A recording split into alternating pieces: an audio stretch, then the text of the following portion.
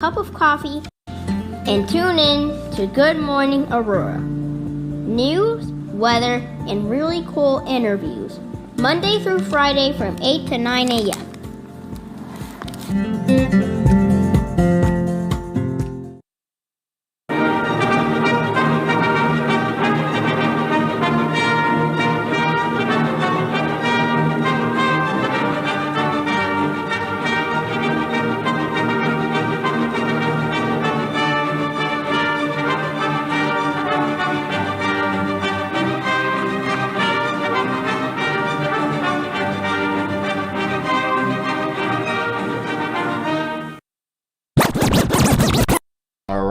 Yeah, that's right. Now we're live. Word up. We're it's going. 8:07. Good morning. Technical difficulties. We'll give you guys 7 minutes extra today.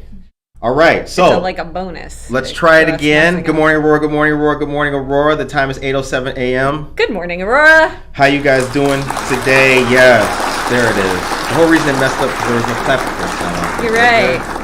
The live audience is looking a little. They're looking a little rough today. It's been a long week apparently for all of us. Yep. So it's a beautiful day. Good morning to all of you wonderful guys. We have news for you guys as well to talk about. But we're here for Jenettesplaining again, and Peter Aguilera and AA Electrical Contractors. Good morning. You guys get the shout out at the very beginning of the show. Yes.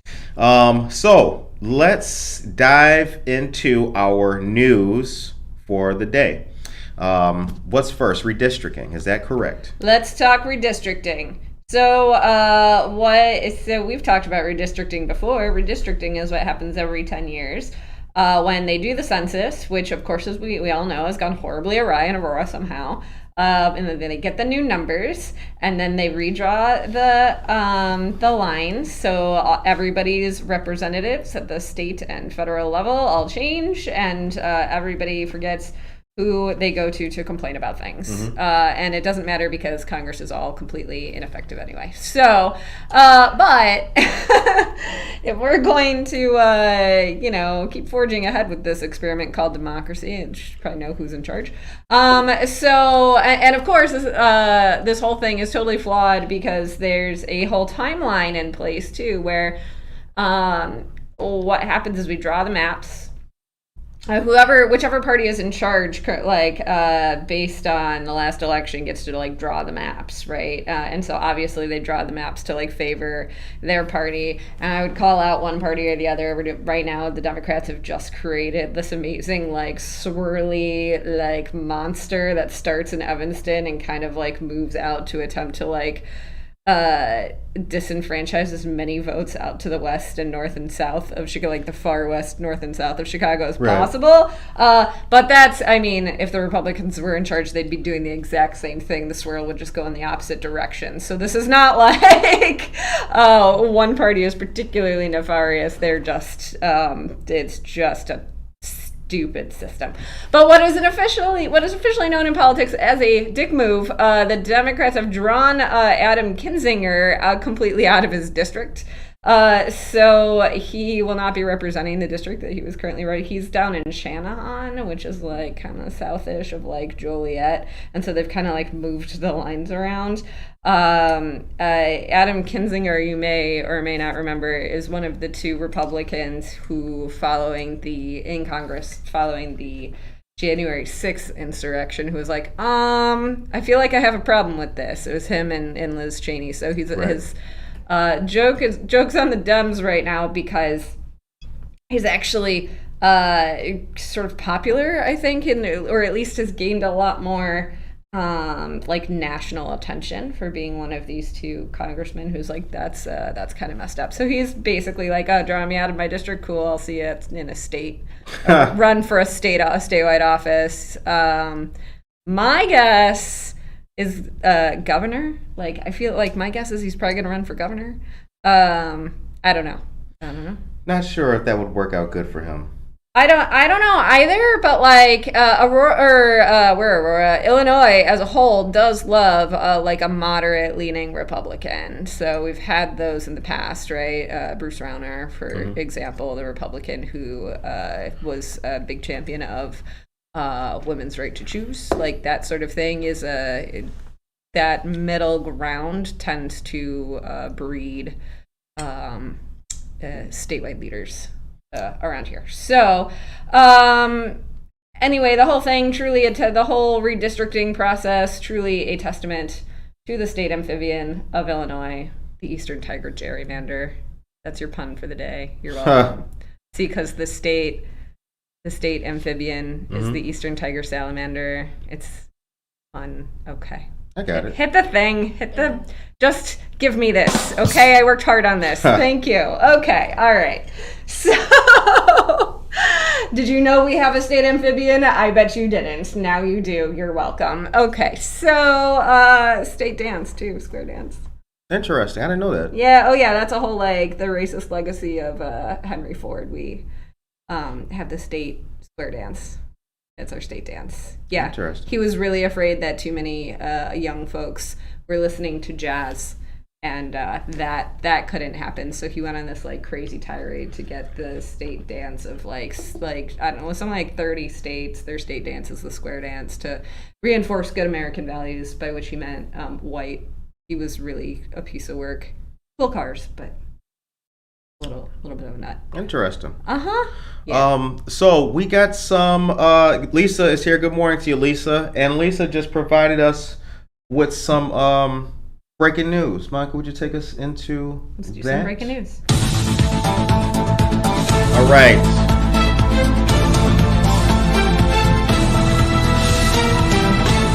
Saturday, November 6th, Aspen Dental is giving back to veterans across the country with a day of free dental care during their annual day of service. This event serves local communities and gives veterans the care they deserve as part of the work they do year-round with the Healthy Mouth Movement. Veterans can can call 1-844 Aspen HMM, ASPEN to sign up now for an appointment. Appointments are still available across Illinois, and we'd appreciate your help to spread the word. Oh, I'm not supposed to read that part. That was for me. That's for us. Woo, it's morning, guys. Well, yes. Friday. Okay, word up. Yeah, that's there we go. right. Are we sipping? We're sipping? We gonna sip on that one? Sip it up. Sip it up. A lot Community this sip. morning. It's okay, guys. All right. And also, I feel like I can sip more efficiently when I'm in the mug. When I've got the mug as opposed to the cup. The cup is fine. But. We got new topics too. Anniversary follower Jen Mendoza is here. Man, good to see all you guys. Victoria Halamaldonado, Anna Sierra, Josue, Adrian Salgado, good morning. And Nora Peterson, what is up? Oh my goodness gracious. Greg Ellsbury is here. Good morning, all you great people. It's 8:14 a.m. All right. Okay. So what is next? What's next on our agenda? Just your regular admonishment to go to downtown Aurora if you haven't been. If you haven't been in downtown Aurora in the past couple weeks, you should be down there. We've got a mural artist going, this internationally renowned lady mural artist, right? Who I'm sure is great. Being thought of as the lady mural artist, but apparently they're not. Apparently she's I'm really, really glad to be known as an internationally renowned mural artist, but they really make a big deal out of me being a girl because there's just not a lot of them in the field. But anyway, she is working on a mural in the Skinny Park right now, so drop by, see if you can get a little glimpse of that. And Sugar Skull City is ongoing right now. That's organized by Downtown Aurora. Aurora Downtown. All the business owners. Same thing, downtown. right? Samesies. Okay, it's very confusing to me because I'm in Oswego a lot of the time, and it's Oswego. It's the opposite there. The downtown group is Downtown Oswego, and here it's Aurora Downtown. It's very.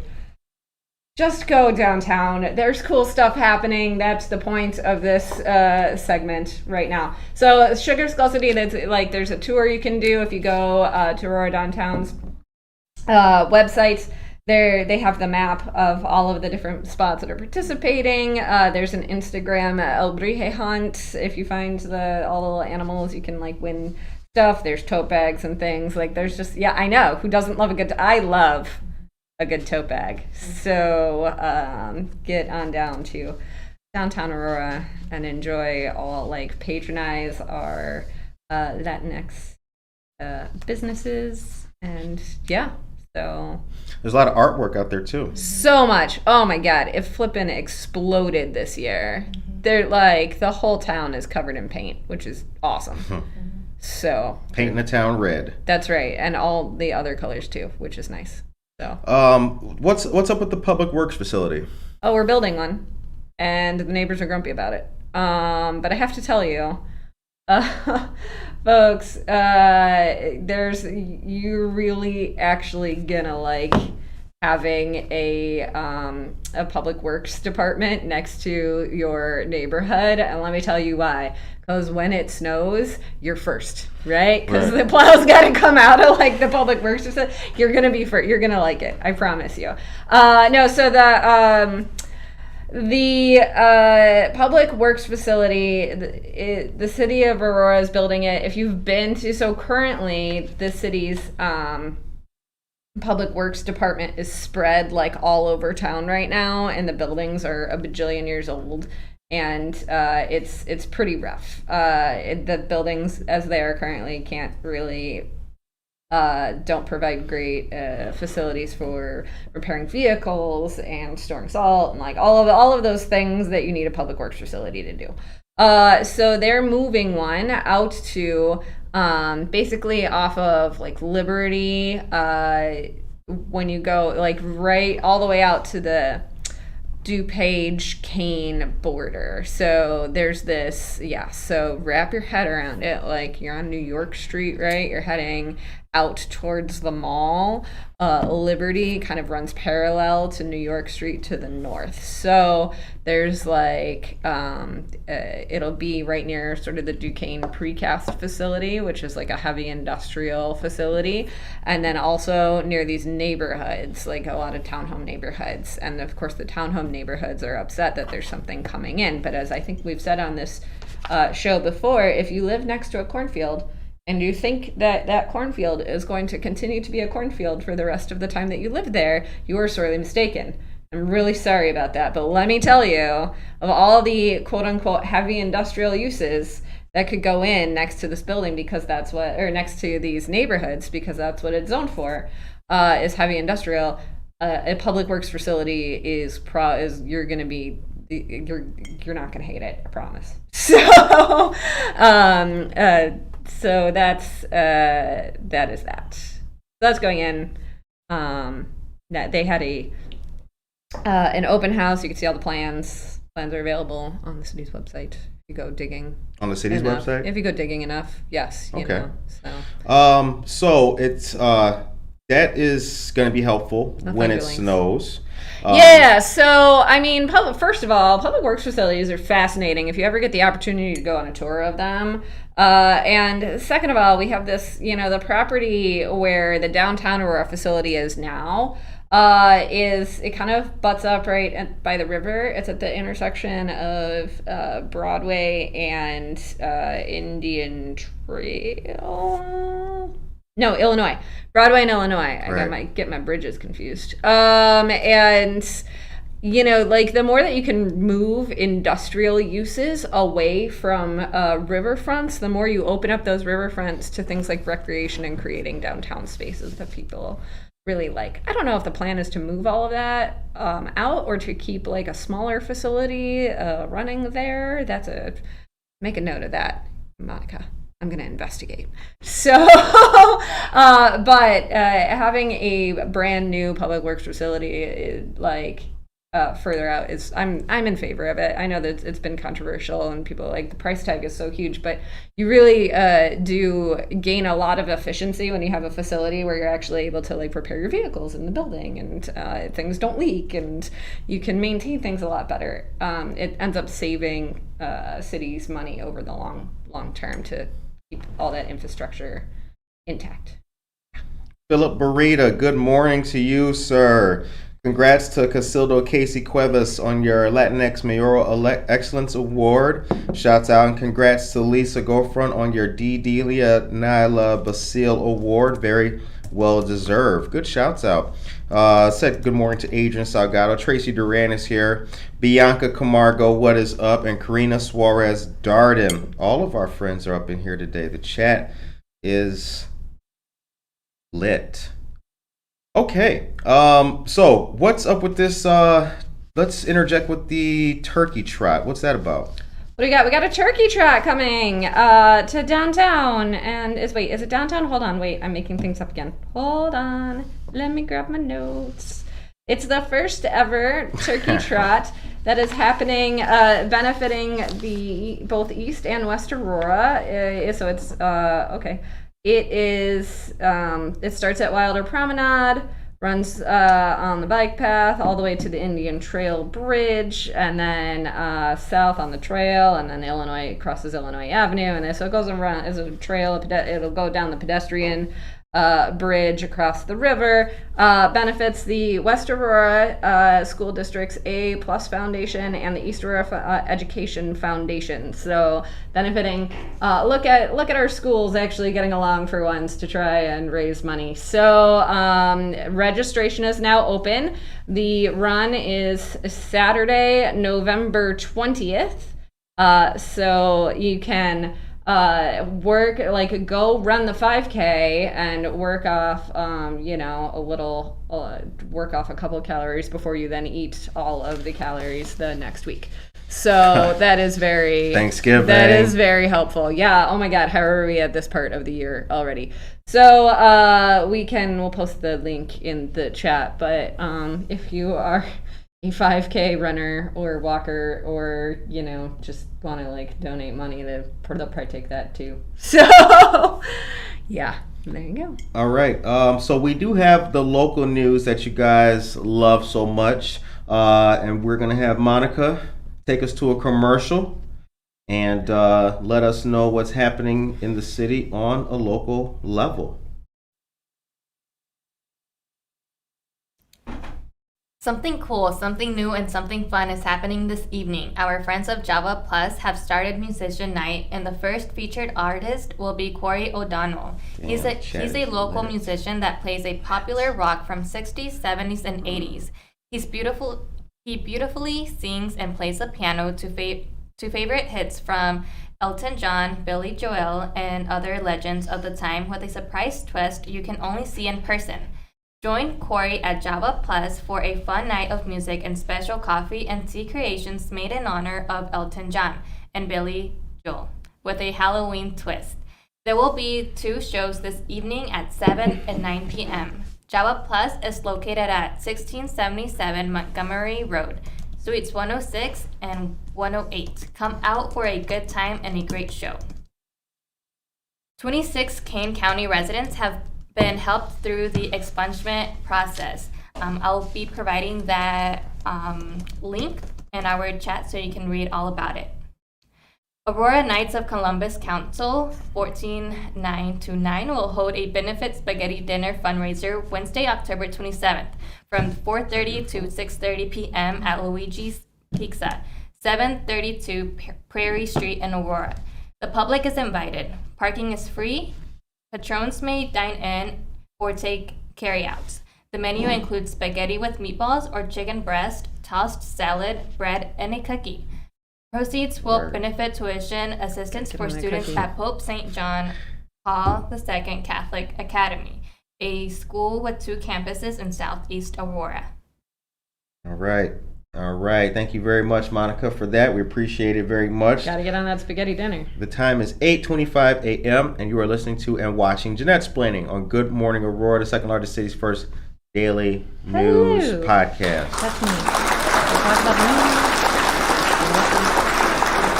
now tell us about Lincoln and Todd schools. What do we? They're schools, and it's really confusing to talk about them in the same breath because then my head goes to Mary Todd Lincoln. Right? But it's Lincoln, like Abraham Lincoln, and Todd, like some dude named with the last name Todd. I think it's a dude. I don't know. So, not Mary Todd. Anyway, so yeah, both of these schools are sitting vacant in the West Aurora School District because they are very old and the school district, the population has shifted around. So they've been sitting vacant for a while. The longer buildings sit vacant, the harder they are to redevelop. So one of the there's a proposal on the table, and aldermen are voting next week at their regular council meeting to remodel both of the elementary schools into apartments. So, and the apartments are going to be what's called workforce housing, which is workforce housing. It's like affordable housing units so they're like they're below market rate, but they're not like they're not going to be like Section 8 housing or public housing or anything like that. They're basically like for people who work, and you actually have to prove that you work, but like don't have like aren't sitting flush. So, which is a good chunk of Aurora. We're big advocates of affordable housing on this show. So I'm generally in favor of these, I think, and reusing these buildings to get them like put back on the tax rolls, right? Because they sit vacant and they're owned by, I think they're owned by the school district, and the school district doesn't pay taxes on vacant lands, and then the city bought them, and the city is not going to pay itself taxes on vacant lands. So having a developer come in and actually make these buildings, productive, I'm really in favor of. There has been some controversy over them because for all of the typical reasons of neighbors not wanting apartment buildings in their neighborhoods, right? But the congestion and the traffic and all of the things.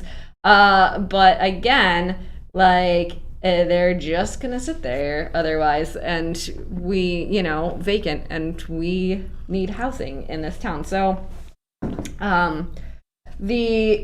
in particular, some of the things that the neighbors have been complaining about, and by neighbors I principally mean former Alderman Rick Lawrence, has said that that's just too high of a density for the neighborhood, and all of the housing in the area is single family, and this neighborhood sits next to commercial or industrial areas, so why would we put apartments there? And to me, the answer is because some people choose to live in apartments or need to live in apartments, and some people choose to live in single family housing, right? This is like that coded language of density is almost always coded language for we don't want people who make less money than us living next door to us, right? Almost every single time it comes out, right? So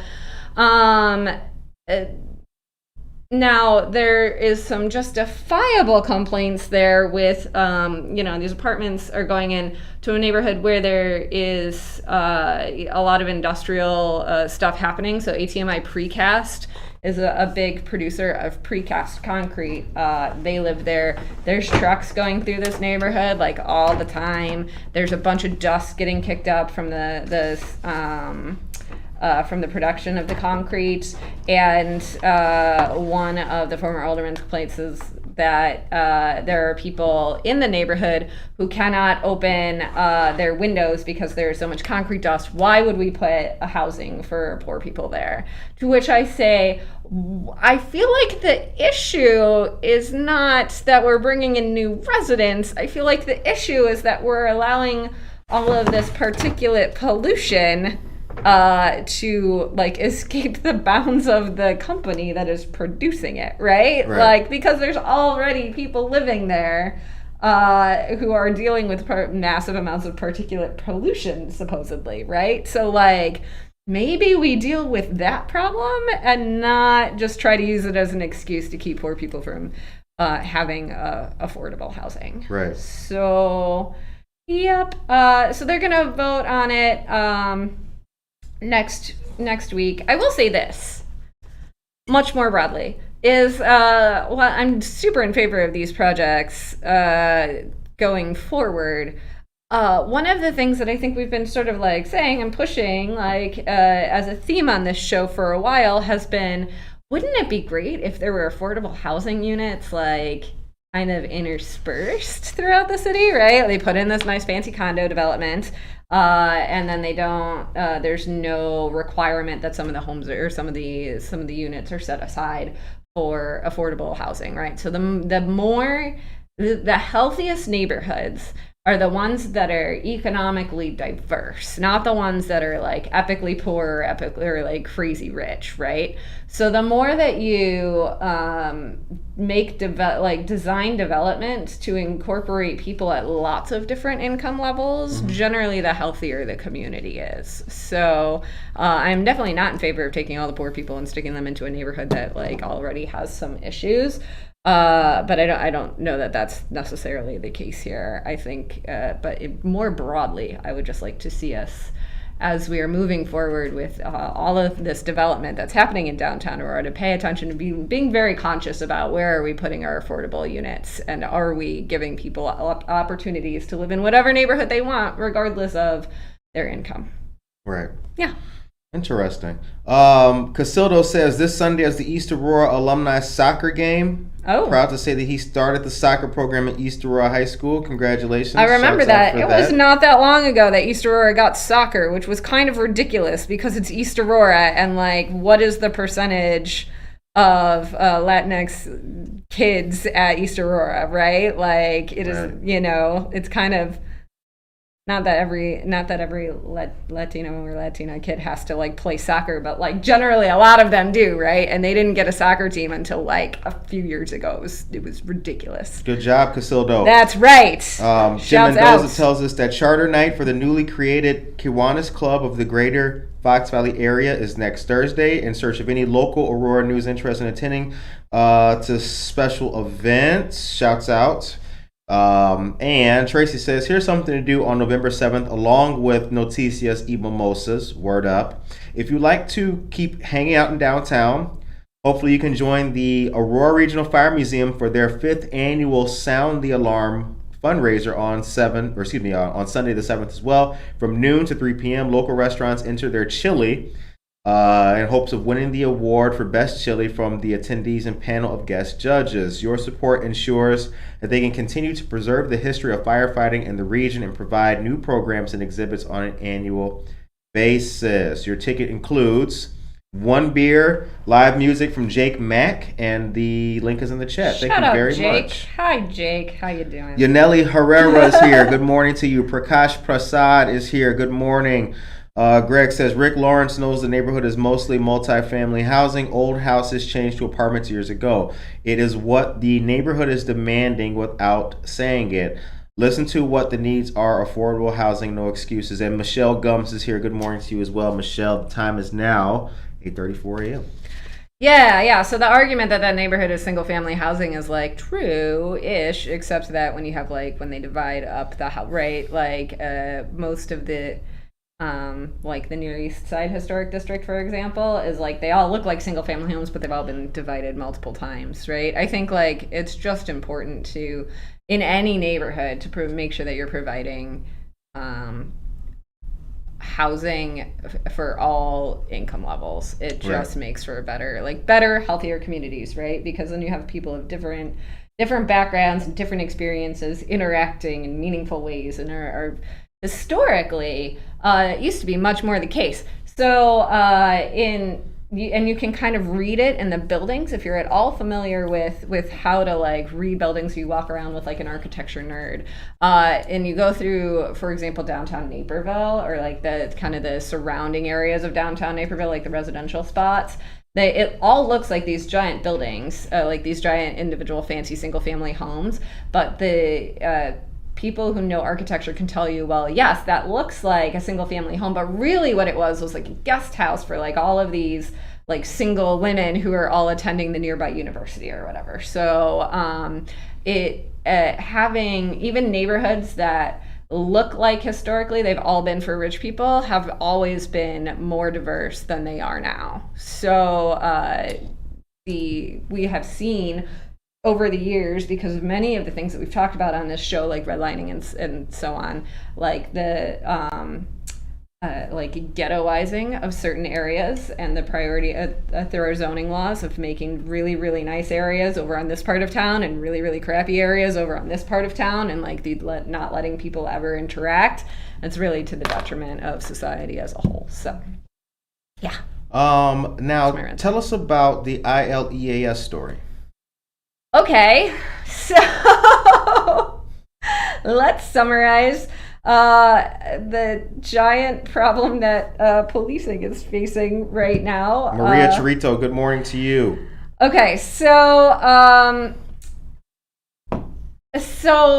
cities have agreements in place that when there is an emergency or a large need of some kind for emergency assistance, they can basically sound the alarm on these systems that we have. It's not really an alarm, it's usually an email that goes out, and ask for backup. That it's not exclusive to police departments, although we're going to talk about the police department here, but there's similar programs in, say, public works. So if a city has a giant tornado comes through, you need a lot of public works guys to go out there and cut down trees that are in the roads and move debris and rebuild stuff and put tarps on buildings and things like that.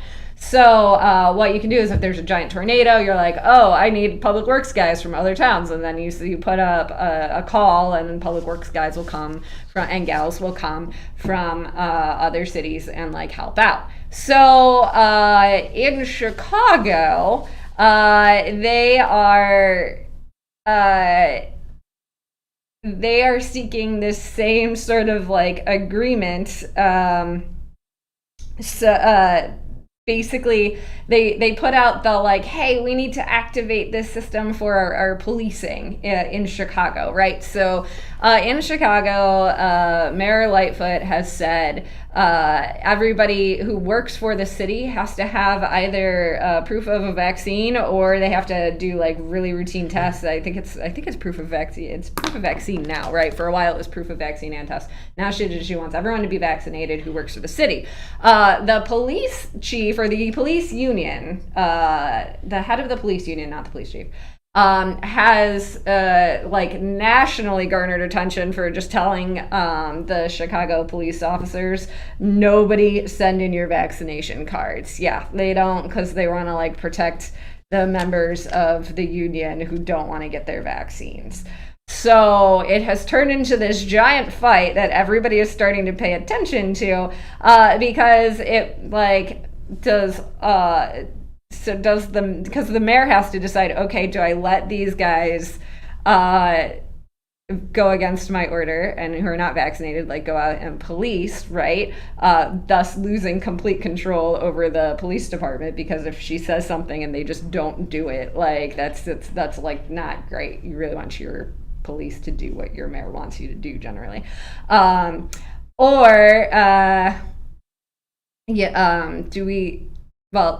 that there's that part of it, right? So she puts out this alarm that says like, hey, like I might need backup, or so like, do we let them like go back to the streets, or do we just not have enough police officers, right? Like, because if we just don't let any of these police officers who haven't updated or put their vaccine, like shown proof of their vaccinations, if we don't put any of them on the street, then oh my god, we don't have any cops on the street. And that seems like a problem in a city like Chicago, right, where the cops do everything from direct traffic on Michigan Avenue to like whatever it is they're doing down in the South Side, dear god. So with this lack of police the potential lack of cops on the streets, she puts out this call to the other suburban police departments, mostly the sheriffs. And the sheriffs of every county in this area have basically said, no, we're not going to answer your call, which is a much bigger problem, right? Because now there's like nobody, and the mayor's office in Chicago is saying, look, we're not calling you to like backfill and just go like patrol in Englewood. We're calling, this is like, I'm letting you know so that if something major happens, I might need you to respond, right? And all of the suburban sheriffs are like, nah, we're not doing that. So this is actually a fascinating story for like, as someone who had like, so on the one hand, if you are a staunch supporter of unions, the the argument of the suburban, like everyone out in the suburbs is like, you're basically asking us to like bless the union right now, right? Because like basically in Chicago, the officers have said collectively, or at least the head of the union is saying, like, we're not complying with this. It's sort of like a work stoppage almost, right? And so they're basically said like, so the suburban cops are like, well, we're not crossing the picket line to go like fill in for these guys who are like in a basically what is basically come down to a union negotiation, right? Or union grandstanding. On the other side of it, right, is kind of like, well, the reason they're protesting though is because they don't want to get vaccines. And as a person who is very, very staunchly in favor of people getting vaccinated, especially if they're like members of the government who are constantly in close contact with the public, and cops are in very close contact with the public all the time, like taking a guy down, right? Or like you get people all up in your face all the time. It's like a thing, right? Like I'm kind of like, oh. So that's the story on that. But all of the so I don't know what Lightfoot is going to do, but I know that our sheriff's deputies will not be in Chicago, at least it seems, for any reason. So, yeah. Kane County Sheriff Ron Hain released a statement, but the last thing I saw about it was that there was an addition or a change made to the statement. So since that is ongoing, we will not share the link to the statement until it gets properly updated and squared away as to what he actually said. I mean, basically he said that he's vaccinated, but he doesn't feel comfortable making all of his employees take the shot, and so it's kind of, so police departments, so different departments are tracking at different percentages, not just in Chicago, but like across the country in terms of what percentage of public employees are getting vaccinated. Police departments tend to be a little bit lower on average in their vaccination rates. So if you're like really, really, really terrified of this pandemic, try to not get arrested. It's just, I feel like you just shouldn't get arrested most of the time anyway, is generally, but The number one reason for cops dying is COVID as of this moment.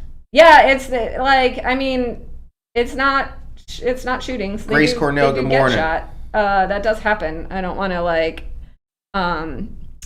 it's a dangerous job, and I don't want to what do you say? Boy, I don't have words this morning. Whew. I don't want to be dismissive and say that policing is not a dangerous job, right? But I would tell you that the number of emails that come across my desk that are just like, hey, we had another COVID case at the police department. Wash your hands, get a vaccine.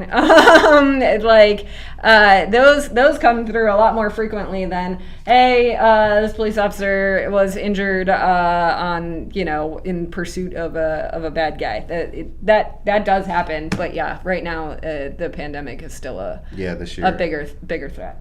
Now tell us about Indian Prairie. Are they closing schools? Oh God. Okay. All right. If you ever want to see just like your neighbors in a light that you have never seen them in before, be on a school board that is proposing redistricting, right? Because it makes parents furious. So Indian Prairie, and we've talked about this on the show before, is starting to experience a drop in enrollment, as lots of school districts in our area are, not all of them, but lots of them, they're starting to see a lot of shift in like where the kids are living. So some of the neighborhoods that historically have not had a lot of kids in Indian Prairie, like townhome neighborhoods, are now getting a lot more kids. And a lot of the neighborhoods that historically had a lot of kids, like wealthier single-family neighborhoods, don't have as many kids because a lot of baby boomers who owned those homes are kind of aging in place a lot longer than they were before. So you're seeing this demographic shift across the district. And what that means is that they have to like redraw the lines to move the kids so that you don't end up with like 40 kids in an elementary school classroom in this school and 20 kids in an elementary school classroom in this school. So they're redrawing the lines. They're considering perhaps shuttering some schools, but at the very least, they're redrawing the lines, and the parents are just going nuts. Now, the thing to consider, though, when it comes to hold on. First of all, let's back up. So, like in particular, the Clow Elementary School is one of the schools that they're considering closing, and Bilta, Graham, and Welsh Elementary Schools are all looking at getting a bunch of changes. So that's a lot of the ones over in our area. The big issue here that I just want to impress upon people is that these schools, like the Indian Prairie School District, is still among the top like school district in the country. So for some reason, U.S. to sow perhaps even more paranoia and helicopter parenting than currently existed in our country, U.S. News and World Report for the first time has started ranking elementary schools, to which I'm kind of like, really? Like, Right. they're elementary schools. You got to teach the kids how to, like, read and stuff. Like, Read, write, arithmetic. Right, this is not, like, it's not, like, ranking universities, right, where, spending a whole bunch of money to go to Harvard or Yale might have more dividends pay off than going to, like, the College of the Ozarks or something, right? Like, it's, so they've started ranking elementary schools, which I'm really, really super against, because I think what it does is create more of those pressures to separate neighborhoods, like to divide neighborhoods more than they already are. Like, oh, well, I've got to move, my kid, like, I'm going to move my family over onto this street rather than onto this street because this street goes to this elementary school and it's better on the national ranking of elementary schools than this elementary school across the street, right? Like, that's a little messed up. And people do it, right? People make their decisions on where they're going to live based on their school districts. And so now to like drill that down even more, it to me is just crazy talk. But anyway, so the schools that they're looking at closing, or at least redistricting, are on the list, and so are lots of other schools in the Indian Prairie District, are all on the U.S. News and World Report's list of the best elementary and middle schools. So look, everybody in East Aurora, even if your kid has to take the bus a little bit further to get to school, like, I promise you, they're still going to get like a crazy good world-class education, right? It's okay. It's okay. Like, there was one parent in this discussion who was complaining that their kid, who's in a wheelchair, so like things get more complicated with transportation when kids are in wheelchairs, right? But their kid already has to take an 8-minute bus ride. And I'm like, 8 minutes?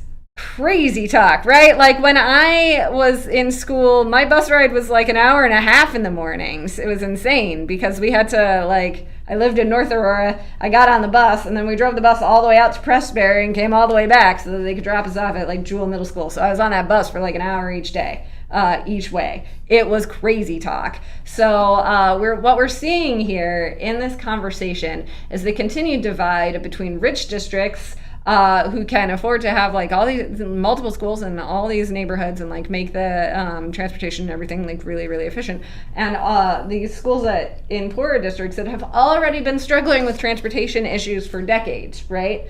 So yeah, calm down, Indian Prairie. It's gonna be okay.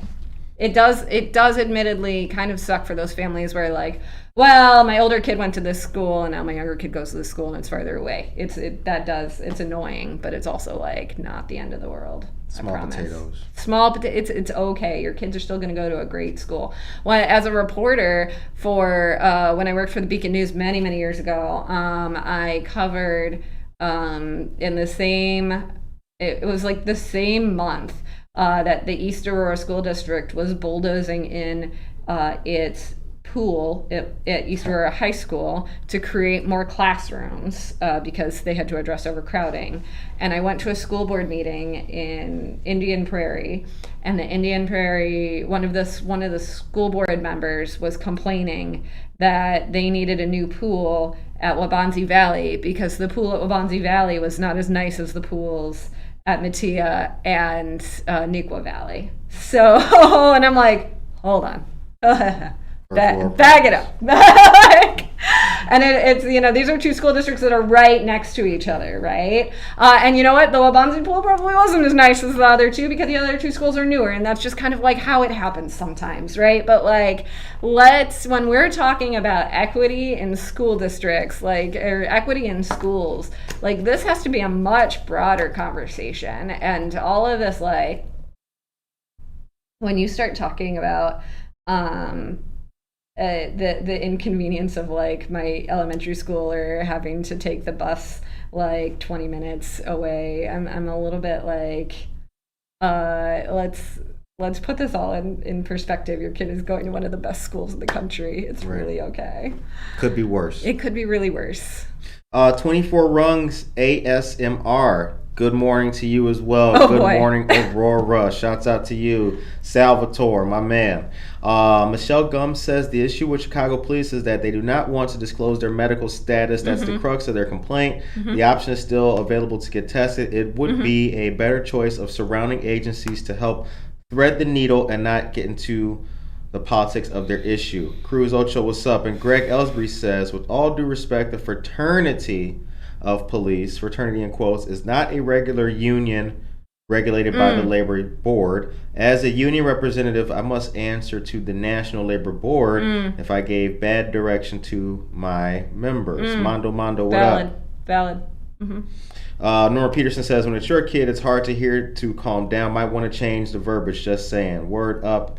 And that brings me to the next point. So, speaking of which, Anna Sierra won the last massage coupon. Anna, I will give it to you on the 7th. Anna played with us and won. We have one more free 10-minute massage coupon. The way to win this massage from Zen Loft at 6 West Downer is go to our YouTube channel. Would you put the link to our channel in the chat for these great people? Go to our YouTube channel. You have to subscribe. Hit subscribe. And then you hashtag massage on any video that you like. Any video at all. So you must subscribe and then go to any video and hashtag massage and you will win this 10-minute massage. Let me tell you, it's worth it. Emily's great. It's amazing. So definitely go do that. All right. And then let's see here. The last thing, let me see. What else we got? What else did I say I was competent to speak on this morning? Tell us about Two Brothers. Oh, sure. This is an easier one. So the Two Brothers has partnered with the Field Museum to create a new coffee blend. It's got a delightfully punny name, if I remember. Let's see, hold on. So they have called it... Oh no. All right, it's bone related. It's because there's the dinosaurs at the Field Museum, right? The bones. So they are making a coffee specifically for the Field Museum. They're going to sell it in the Field Museum. Very neat. My only comment is that, like, I really, want the coffee shop here to open again, right? They still haven't opened that. I used to be there all the time. Now, there are many other fine coffee shops in downtown Aurora, and I will never abandon my daily trek to Society 57. It's called Fossil Fuel. That's what it is. Fossil Fuel. Fossil Fuel. Renee Cruz, good morning to you. Good morning, Judge. Launching his campaign soon. I hear. Very good. That's exciting news. Probably more on that to come soon in the headlines. So Fossil Fuel, because they have the fossils of the dinosaurs at the Field Museum, so they're going to sell Two Brothers Coffee there. Just to open the cafe, guys. Just how hard is it? You just need like one barista. 2 baristas to entertain me and caffeinate me, right? Anyway. That's that story. So you can now get Two Brothers Coffee at the Field Museum, just not here. For those interested in going to the Field Museum, the Office of State Representative Barbara Hernandez has the Constituent Museum card. Oh, yeah. That's free through the entire month of October, and you can take. It's good for 4 people, so. A family of 4 can go entirely for free. For more information, you can call 630-270-1848 for more information on that.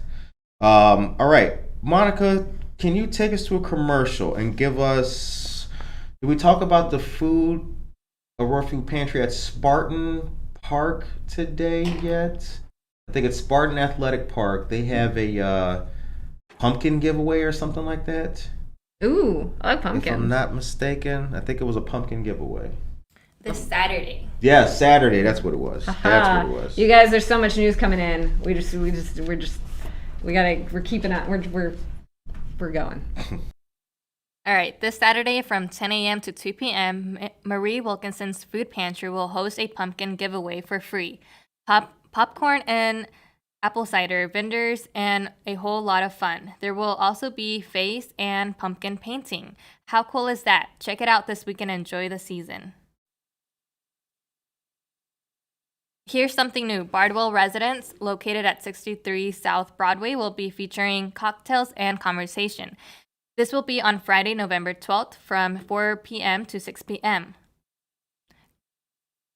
Come see what Bardwell is all about. To RSVP, you can call 630-892-5790.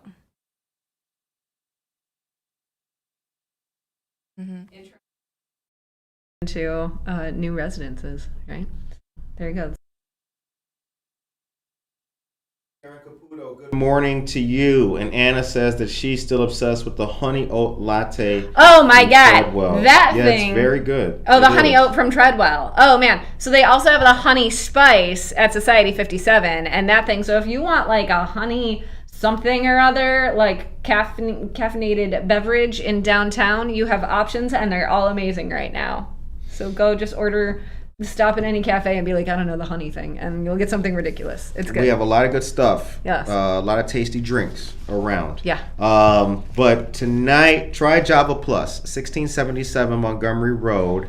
They have music tonight and some great drinks, and Michael Morkert is a friend of the show, so please support Java Plus and all they do. Norma Peterson is a fan of Java Plus, so she can attest. That's the word of the day, attest. Can you put that in the chat for people? She can attest to the goodness of Java Plus.